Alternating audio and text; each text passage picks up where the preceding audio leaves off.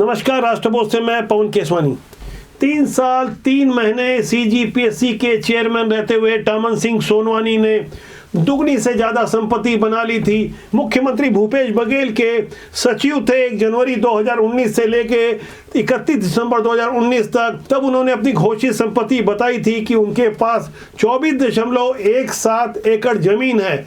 लेकिन सीजीपीएससी के वो जब चेयरमैन बने जुलाई 2020 से लेकर सितंबर 2023 तक उनकी संपत्ति 50 एकड़ से ज्यादा हो गई। सभी बेशकीमती जमीनें प्राइम लोकेशन पर थी। न केवल टामन सिंह सोनवानी बल्कि उनकी पत्नी डॉक्टर पद्मिनी, उनके पुत्र अभिषेक और बेटी कृति के नाम आकुल धन संपदा इकट्ठा की गई। लेकिन यह सबसे गौर करने वाली बात यह है, ये वो संपत्तियां हैं जो भुइयां में दर्ज है, जिस पर हमने बीते 5 दिसंबर को एक वीडियो बनाया था और यह समझाने की कोशिश की थी कि किस तरह से टामन सिंह सोनवानी अपने आका के इशारे पर संपत्तियां बना रहा था। न केवल टामन सिंह सोनवानी बल्कि उनके सफेद पोस्ट नेता भी पैसे बना रहे थे। करीब 1-1 करोड़ में पीएससी के पदों की नीलामी हुई बिना इस झिझक के कि छत्तीसगढ़ की प्रतिभाओं का क्या होगा, छत्तीसगढ़ के भविष्य का क्या होगा, बरसों बरस तक जो साधना कर रहे थे उनका क्या होगा। अपने सुअर बेचने वाले भतीजे तक को उसने डीएसपी बना दिया। अब टामन सिंह सोनवानी और उसके कुनबे के बारे में कुछ चौंकाने वाली जानकारी आई है। जो जानकारी हमने पहले दी थी उससे कहीं आगे पुराने आईएएस टामन सिंह सोनवानी की इस शातिराना हरकत को आप देखेंगे तब आपका यकीन सिस्टम से कहीं और कमजोर पड़ने लगेगा। मुख्यमंत्री भूपेश बघेल के सचिव के बाद जैसे ही टामन सिंह सोनवानी सीजीपीएससी के चेयरमैन बने, उनकी संपत्ति धमतरी, अभनपुर और रायपुर की संपत्तियों को मिलाकर 10 हेक्टेयर से ज्यादा की हो गई। जबकि डॉक्टर पद्मिनी सिंह की प्रॉपर्टी जो उनकी पत्नी है, उनकी रायपुर धमतरी में अलग अलग कुल 2 हेक्टेयर से ज्यादा की जमीन है। इसी तरह अभिषेक सोनवानी जो औरंगा मैन पार्ट के आलीशान रिसोर्ट्स के मालिक भी हैं, उनके पास भी सरगुजा और धमतरी में कुल मिलाकर 2.5 हेक्टेयर से ज्यादा की बेशकीमती जमीनें हैं। जबकि उनकी बेटी कृति सोनवानी के पास भी 1 हेक्टेयर से ज्यादा की जमीनें हैं। टामन सिंह सोनवानी फिलहाल उद्योगपति श्रवण कुमार गोयल के साथ जेल में बंद है क्योंकि उन्होंने अपनी पत्नी की एनजीओ ग्रामीण सेवा समिति के नाम पर 45 लाख के कथित रूप से सीएसआर फंड को आहरित किया। यह भी गजब चौंकाने वाली बात है कि टामन सिंह सोनवानी के गांव में ही स्थित स्कूल बिल्डिंग और दूसरे सामाजिक कार्यों के लिए श्रवण कुमार गोयल की कंपनी की ओर से सीएसआर मिलता है और उसे जिला प्रशासन अनुमोदित भी करता है। यानी सब कुछ मिलजुल कर चल रहा था। टामन सिंह सोनवानी के साथ ही जो सीजीपीएससी में सचिव रहे जीवन किशोर ध्रुव, वो तो सेवानिवृत्त हो गए हैं। उन्होंने अपने लड़के सुमित ध्रुव को बिना झिझक डिप्टी कलेक्टर बना दिया। इसी तरह आरती वासनिक जो कि परीक्षा की नियंत्रक थी, इनसे भी अब कड़ाई से पूछताछ शुरू हो गई है। इसी तरह उप परीक्षा नियंत्रक ललित गणवीर जो अभी तक बचे हुए हैं, इनके नाम का ज्यादा हल्ला नहीं है।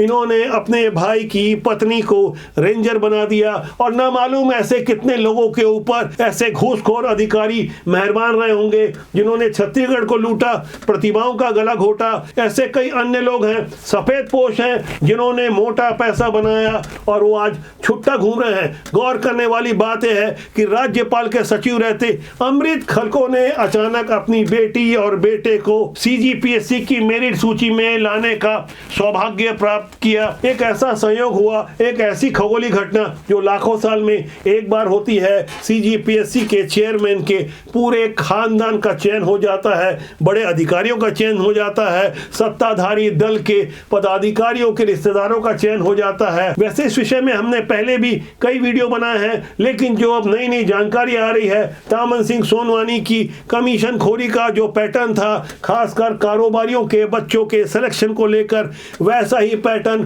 कोरबा में भी था। तब वहां की कलेक्टर रानू साहू वो भी जेल में है, उनका पैटर्न भी टामन सिंह सोनवानी की तरह था। उन्होंने भी डीएमएफ फंड यानी जिला खनिज फाउंडेशन जो कि गैर लाभकारी संस्था है, खनिज क्षेत्रों के आसपास के इलाकों के लिए राज्य सरकार की ओर से औसतन हर साल 1000 करोड़ की व्यवस्था सीधे जिला प्रशासन के लिए डीएमएफ फंड के माध्यम से कराती है।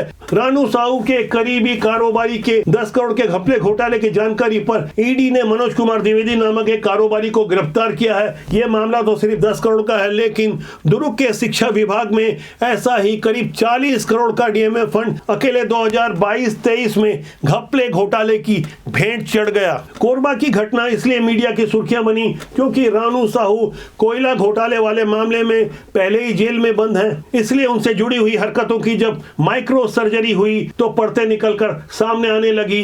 लेकिन डीएमएफ फंड के मामले में छत्तीसगढ़ में भूपेश बघेल शासन के दौरान जिस तरह का बंदरबाट हुआ, वो हरकत आपको हैरान कर देगी। न केवल डीएमएफ फंड बल्कि सीएसआर फंड में भी ऐसा ही कुछ हुआ। डीएमएफ फंड के बंदरबाट में लगे रायपुर के कंस्ट्रक्शन कारोबारी मनोज कुमार द्विवेदी ने अपनी एनजीओ उद्गम सेवा समिति के नाम से न केवल डीएमएफ फंड लिया, साथ ही कंस्ट्रक्शन के ठेके भी लिए। उसी के 10 करोड़ रुपए का बंदरबाट हुआ। इस मामले में ईडी की रिपोर्ट के आधार पर ईओडब्ल्यू ने धारा 120 बी और 420 के तहत मामला मुकदमा दर्ज किया है। जांच में पता चला है मनोज कुमार द्विवेदी को मिलने वाले टेंडर की राशि का 40% सरकारी अफसर कमीशन के रूप में वसूल लेते थे। प्राइवेट कंपनियों के टेंडर पर 15 से 20% अलग अलग कमीशन सरकारी अधिकारियों ने ली थी।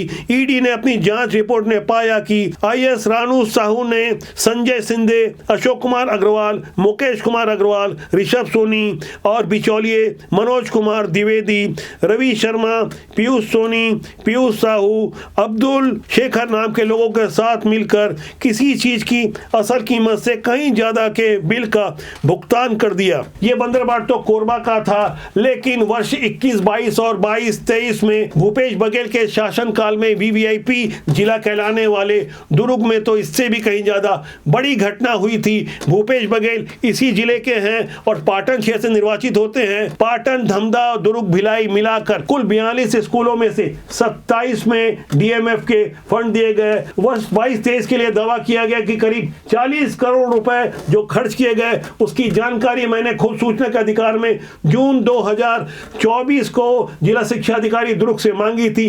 आज की तारीख तक आश्चर्यजनक तरीके से कई बार मांगने के बाद वो जानकारी नहीं दी गई, जबकि हमारा अधिकार है कि 1 महीने के भीतर जन सूचना अधिकारी को जानकारी देनी होती है, लेकिन जानकारी दबा दी गई। बावजूद इसके मेरी तरह एक और विसिल ब्लोअर रुद्र नारायण सिन्हा, जो सरकारी स्कूल में पहले प्राध्यापक थे, सेवानिवृत्त हैं, शिक्षा विभाग में चल रहे घपले घोटालों की जानकारियां एकत्र करते हैं। इन्हें किसी तरह जो जानकारी मिली, जो दस्तावेज हमारे पास उपलब्ध है, आपको हैरानी होगी ये जानकर कि दुर्ग जिले के शिक्षा अधिकारी रहते अभय जायसवाल के कार्यकाल में डीएमएफ फंड के माध्यम से अलग अलग 27 स्कूलों को 59 से लेकर 77 लाख रुपए दिए गए, जिनसे स्कूलों के मरम्मत, लैब का निर्माण, लाइब्रेरी, पेंट पुट्टी, शौचालय और सीसीटीवी जैसे साधन उपलब्ध करवाने थे। लेकिन जमीनी हकीकत इससे कहीं जुदा है। अभय कुमार जायसवाल का राजनांदगांव में ट्रांसफर हो गया, लेकिन उन्होंने एक मासूम बच्ची से जो बदतमीजी की, जो खबरें मीडिया के माध्यम से वायरल हुई, उसके बाद अभय कुमार जायसवाल फिलहाल शिक्षा विभाग के लूप लाइन में है।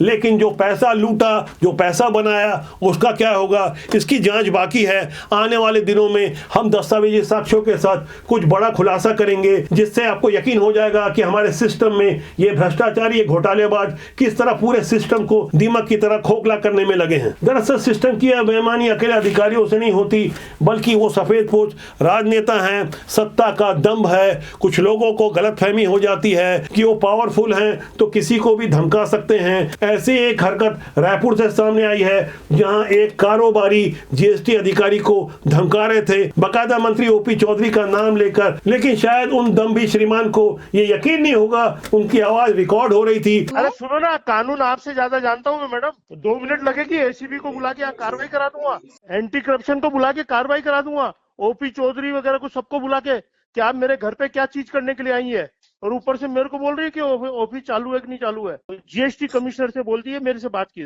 क्या है, बहुत से फर्म वाले ना ऐसे ही बोल रहे हैं, तो कुछ मतलब टरकाने जैसा, तो इसीलिए मैं आपसे आप अपनी ना वीडियो कॉलिंग मत लीजिए सर। अन्यथा कैसे नहीं लूंगा मैडम, साले सरकार हमने बनाई है। जी बिल्कुल।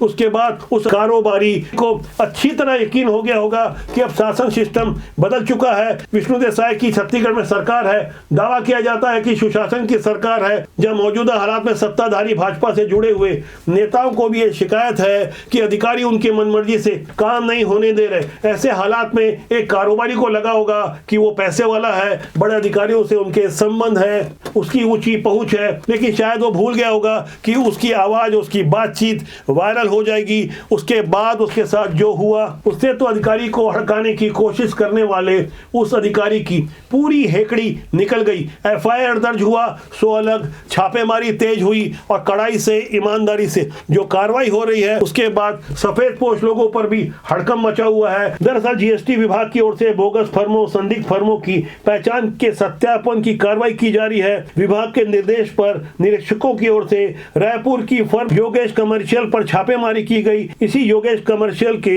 कर्ता धर्ता ने एक महिला अधिकारी को धमकाने की कोशिश की। इसी तरह गुड़ियारी के मुनीश कुमार शाह और मेसा जगन्नाथ कंस्ट्रक्शन, दलदल सिवनी के राहुल शर्मा के खिलाफ भी तगड़ा एक्शन हुआ है। ये पूरा एक्शन मुख्यमंत्री के निर्देश पर पड़ताल और जीएसटी अधिनियम के पालन के लिए लगातार किया जा रहा है। जिन लोगों को इस बात की गलतफहमी है कि सत्ताधारी दल के नेताओं से उनके संबंध है, वो जो चाहे गलत काम करवा लेंगे, लेकिन बदले हुए हालात में छत्तीसगढ़ में तो ऐसा होता संभव नहीं लग रहा है। इसलिए हमारी बार बार अपील रहती है, स्वस्थ प्रशासन के लिए अच्छे लोगों को राजनीति में आना चाहिए, क्योंकि राजनीति बुरी नहीं होती, उसमें काम करने लोग अच्छे या बुरे होते हैं। तो आज के लिए इतना ही। मेरा आपसे आग्रह है कि चैनल को देखें, लाइक करें, शेयर करें, सब्सक्राइब करें। बहुत जल्दी मेरी आपसे फिर मुलाकात होगी। नमस्कार।